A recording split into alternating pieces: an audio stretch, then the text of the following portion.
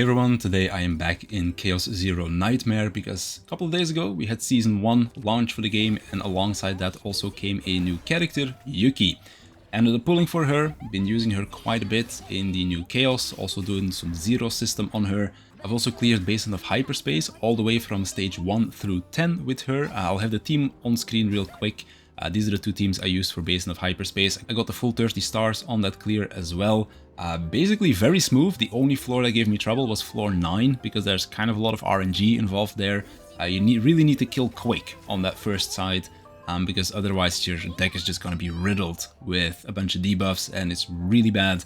But the rest of the clears were very smooth. Even floor 10 I ended up clearing on the first try. And I'll showcase the deck that I had on Yuki as well, where I ended up making that work. Now, for Yuki, she is a character that does two things really well. She has a lot of AOE damage, and she has a lot of card draw, or well, she likes a lot of card draw, I should say. So you're going to be cycling through decks really quickly, so that you can play her strongest cards as often as possible.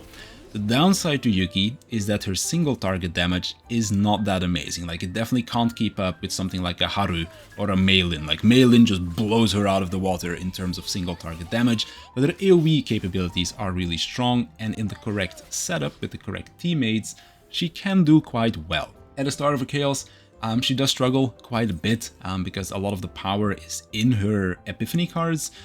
So when you get a run going, it can feel like quite a struggle. But then as you get closer and closer towards the end of a run, things will get a lot smoother. And on the Zero system run I did with her, for example, as soon as I hit like the interior, the second stage, that's where it was kind of smooth sailing towards the final boss, and the boss was dead before I even realized it. So she definitely takes a bit to get going. She kind of wants teammates that are very centered around making her work, but if you can get that going, she can definitely perform. If you don't do that though, she can feel quite underwhelming and a bit lacking. So in terms of like pull value or something like that, I definitely don't think she's a must pull. She feels a bit mediocre at best, to be honest. But if you put her in a team that is centered around making her work, she can definitely work. Again, as mentioned, I've cleared all of Basin of Hyperspace on her.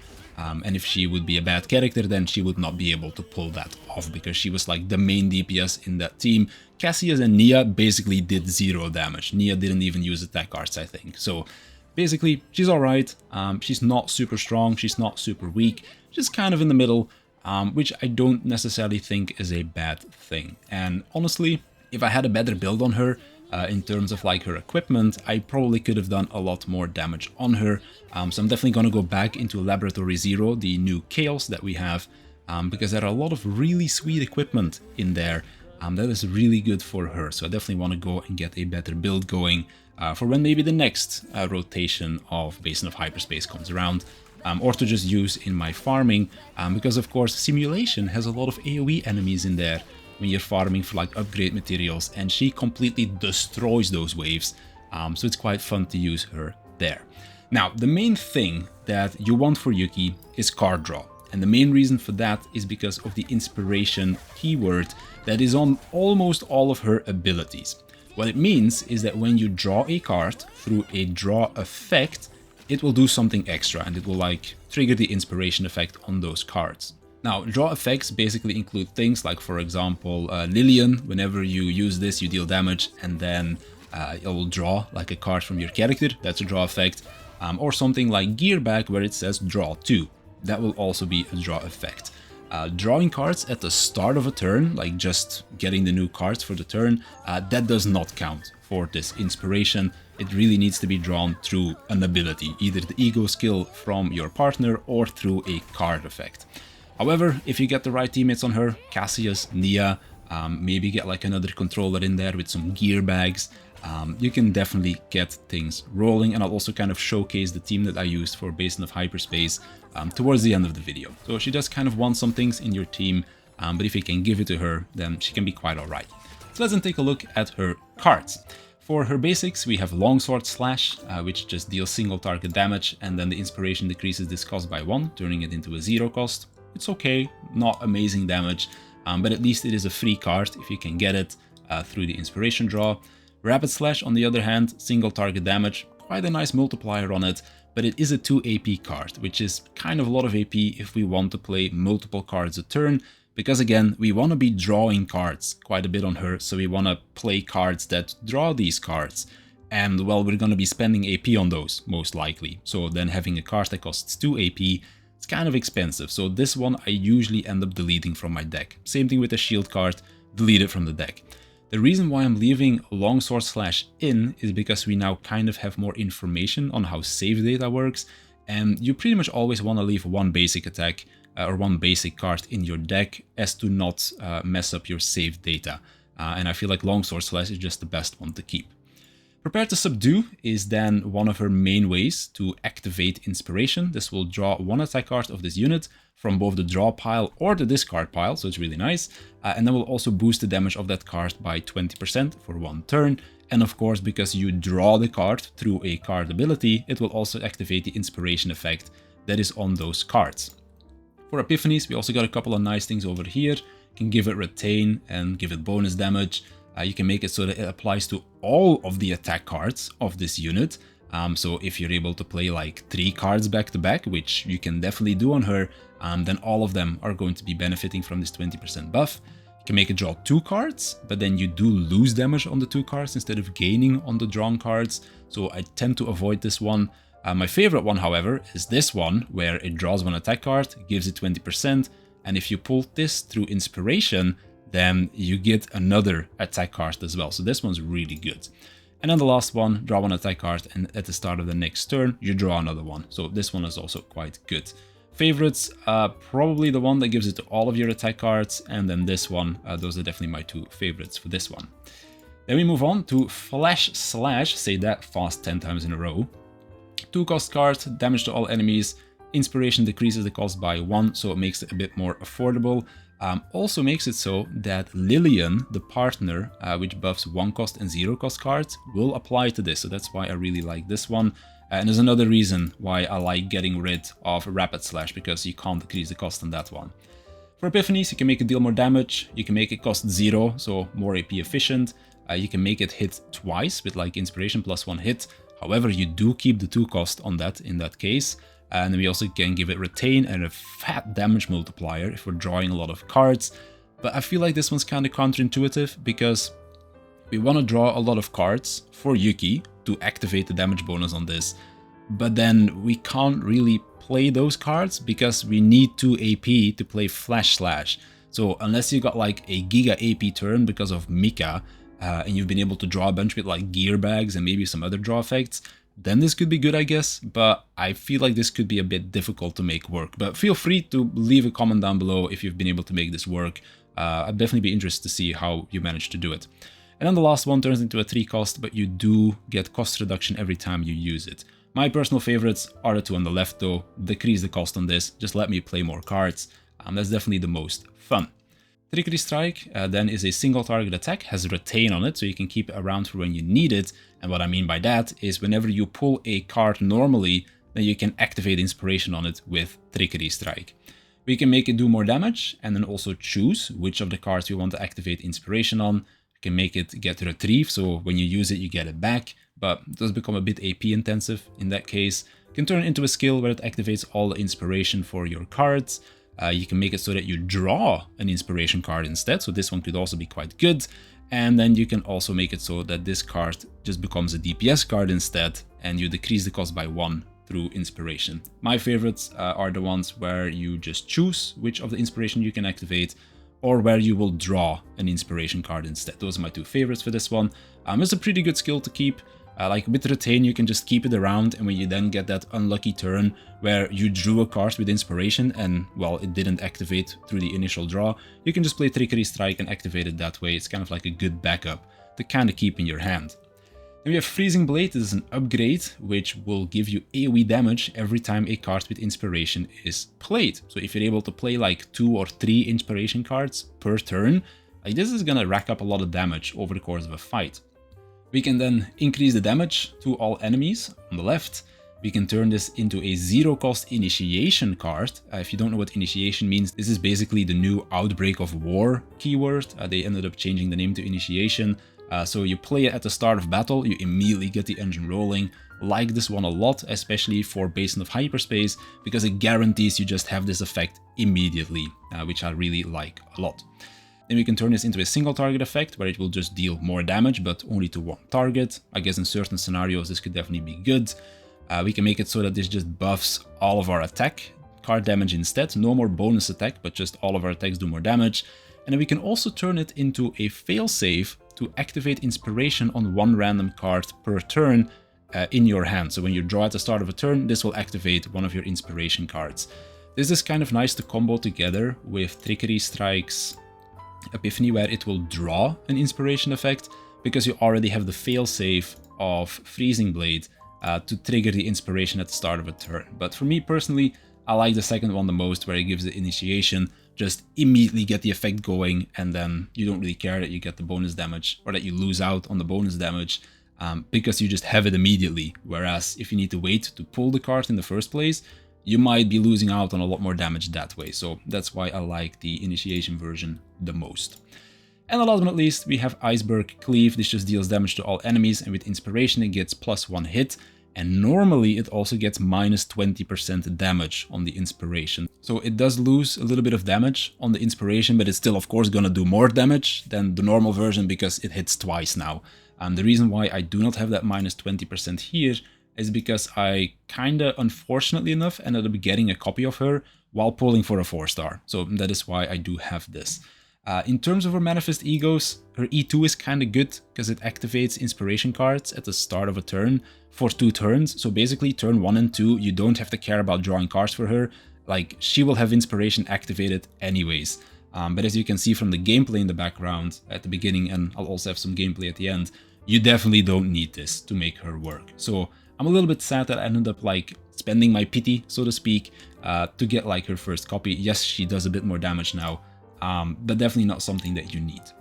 Last but not least, we then have her Ego skill. This deals damage to all enemies. It moves all of your attack cards to the top of your draw pile, and it deals 50% more for each card removed. This can be good in certain encounters where you're just like, I can't play my attack cards anymore. Let me just put them on the top of my deck. Or you can use this for setup, where you put them on the top of your deck, and then, for example, with a shuffle from Cassius, you discard your hand, now you draw like the next couple of cards, which will be Yuki's cards, and then they all have Inspiration activated immediately. So this one's kind of a good ultimate as well, quite like it. Then we go into partners. I have her signature on her. It's actually not as good as I thought it was gonna be, because it only works through her own card draw. So the 25% damage for 1 turn only works when you draw through, for example, Prepare to Subdue or Trickery Strike if you get to draw Epiphany for it. So that's why it's not as good as I thought it was gonna be, but it still gets 10% bonus damage for all your cards that have Inspiration on it. And then also the Ego skill is not too bad. Discard 1 from your hand and then draw a new card from this combatant. However, you definitely don't need to get her 5-star. If you're able to get it, Lillian, the 4-star, is very good for her. All of her 1-cost or 0 cards deal 20% more damage. This is of course maxed out. And then whenever you use a skill card, you also get 20% attack card damage for 1 turn. And the Ego skill also draws an attack card from her. Cost 1 or less. But basically, if you're running the deck that I am currently running, you only have 1-cost cards in the deck, so it'll work on all of that. So Lillian is definitely the best one to go for if you don't want to pull for her signature. And even then, a maxed out Lillian with like 1 stack of the effect of like playing a skill card probably out damages Westmacott. So you definitely don't need to go for her signature. The 4-star is very strong. In terms of memory fragments, currently my build is just kind of thrown together with things that had good stats on them, because I just simply do not have the resources to either farm for new gear or to upgrade the gear in the first place. Like, as you can see right here, if I want to upgrade this, I just don't have any of these. I am so poor, man, but I think that's going to be the case for most people. But in terms of sets, the 4 set that gives crit damage is quite alright. You can also go for the Order set, which gives you a stacking Order damage bonus whenever you play attack cards. But again, you need to play a lot of attack cards to max this out, but it only lasts for 1 turn. So I don't know how valuable this is. But again, if you don't have any crit damage, or I mean crit rate, then the crit damage set is kind of useless. So the Order set would be better in that case. 2-piece attack is always good, of course. You can also run the 2-piece critical damage on her. Anything else is kind of whatever, but honestly, just use whatever good stat pieces you have and slap that on her. So let's then quickly talk about teams and also like some equipment that's really good right now. The new Chaos has some really strong things for her, like for example 30% damage amount. This one over here is also really good, Dopamine Injector. Whenever you draw by an ability, 20% damage can stack up to 2 times. So if you have a lot of card draw in your deck, you just max this out every turn. Really strong. On Malin, I also have a really good one from the new Chaos, which is this one, a mythic one. Whenever you draw by an ability, 35% damage for 1 turn. Really strong stuff. So the new Chaos is definitely kind of like the place to farm for her, because they have a lot of good equipment that works well on her. And in terms of teammates, Nia and Cassius are probably the 2 best ones. Cassius, for example, has Joker, which allows you to just pick and choose 1 card. You draw it, so it activates inspiration on it. It's also a controller, so you can get a gear bag on it, which is also a really good card to get. And then, for example, Nia has also some really good skills. Adagio, discard a card, draw 2 cards for the combatant who owned the card. So you just discard something that you pulled at the start of turn. It doesn't have inspiration activated, so you just throw it away. You draw 2 new cards and they will have inspiration activated because you drew them through a card effect. Same thing with Curiosity, just check 3 cards in your draw pile, pull the one that is for her, and then you just get the inspiration effect activated as well. And I also got lucky enough to get Attack, also a really good neutral card, because you get to pick and choose 1 attack card from your draw pile, and then get like an extra effect on top of it as well. I got Resolve, which is a bit sad. If that was like +1 morale and then +1 AP, then we'd be laughing. So definitely the 2 best ones for her. Nia is on the banner as well. So you can try and pick her up. Adagio and Curiosity are kind of like the 2 that you're looking for. G-Court, I believe, also has some good upgrades where you can like check the top 3 cards and then choose 1 to activate. That one's also good. So yeah, there's definitely a couple of things that go really well with those 2 guys. Outside of that, other characters that give card draw, I guess Veronica would kind of work in that sense as well, where she draws 2 cards from other combatants. And then just like any controller that will be able to like carry gear bags or something will kind of be able to help you out. So Yuki, she is a pretty cool character. I've quite enjoyed playing her so far. However, she does require quite a bit of setup to work. She wants a lot of card draw in your deck in order to like always pull her strong cards, activate those inspiration effects. And if you're able to make that work, then she can definitely feel quite powerful. However, there will definitely be situations that are like more single target focused, where her AOE skills don't really feel that impactful because you're only fighting against 1 target. But in AOE scenarios, she completely slaps and is very satisfying, just like completely nuking waves of enemies by spamming AOE skill after AOE skill. But again, she requires setup, and she might not really feel that good at the start of a Chaos run either. You really need to get those Epiphany cards going, you need to get some upgrades on those cards too, and when you get that, she feels really good, but she just needs a little bit of time to kind of get going, and that is probably why a lot of people feel like she's pretty weak, because if you don't get the good upgrades, or you just don't get far enough into a run for her to finally start feeling good, then some other units in this game that are kind of like pretty alright at the get-go just feel much better to play in that case. And there's also a lot of units that just don't really need all of the setup that Yuki kind of wants. So she's kind of a unit that kind of wants the whole team to be centered around her. You can't really just put her in whatever team and she'll work. But if you make her work, then she is definitely worth it. I've personally been really enjoying her because I just find it a lot of fun to be playing a lot of cards in a single turn, constantly drawing new cards, activating those inspiration effects. Like, it just feels really fun to me personally. But if you're somebody that just wants a more straightforward character where it's like play card, big number, go burr, kind of like a Haru, then you probably wouldn't enjoy a character like this.